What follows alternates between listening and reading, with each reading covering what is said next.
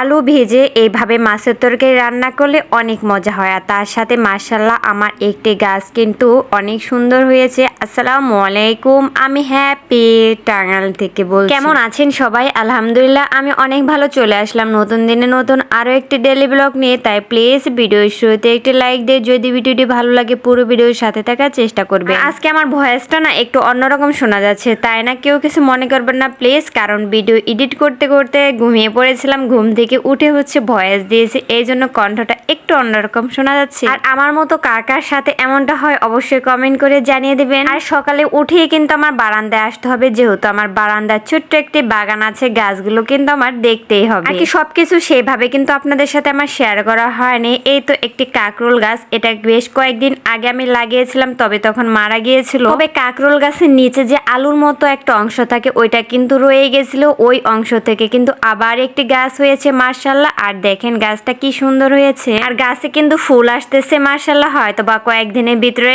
কাকরোল ধরে যাবে। আসলে নিজের হাতে গাছের যদি সবজি বা ফল ধরে তাহলে কিন্তু অনেক ভালো লাগে। আর সবজি বা ফলের পরিমাণ যতই কম হোক না কেন তারপরেও কিন্তু মনে হয় অনেক বেশি। আর কি নিজের হাতে লাগানো গাছ থেকে সবজি বা ফল তুলে খাওয়ার মজাটাই কিন্তু অন্যরকম, তাই না? বারান্দায় বেশ অনেক সময় ছিলাম, তারপর অনেক কাজকর্ম করেছি বাসায়, সেগুলো আপনাদের সাথে আজকে আর শেয়ার করা হয়নি। তারপরে চলে এসেছি দুপুরে রান্না করার জন্য। আমার বাসায় কিন্তু রান্না করার মতো তেমন কোনো সবজি বা মাছ ছিল না। হুসাইনের বাবা যেহেতু 2 দিন যাবত বাসায় ছিল না, আর যাওয়ার আগে মুরগি আর ডিম কিনে দিয়ে গেছিল, যেহেতু আমার এবং হুসাইনের মুরগি তার সাথে ডিম দুইটা অনেক পছন্দ, মাছ সবজি এগুলো পছন্দ করি না, আর এজন্য এগুলো কিনে দিয়ে যায়নি। আর হুসাইনের বাবা এর মধ্যে বাসায় চলে এসেছে, আর হুসাইনের বাবা তো মুরগি তেমন পছন্দ করে না, ওর জন্য তো মাছ রান্না করতেই হবে। এই জন্য হুসাইনের বাবার জন্য আজকে শুধু একটি তরকারি আমি রান্না করব। আলুগুলো সুন্দর করে স্লাইস করে কেটে নিয়েছি, তারপর অনেক সুন্দর করে আর কি কড়া করে আলুগুলো ভাজি করেছি, তারপরে মাছগুলো ভাজি করে নিলাম। আর কি এগুলো ছোট ছোট কি মাছ আমি জানি না, আমি কিন্তু না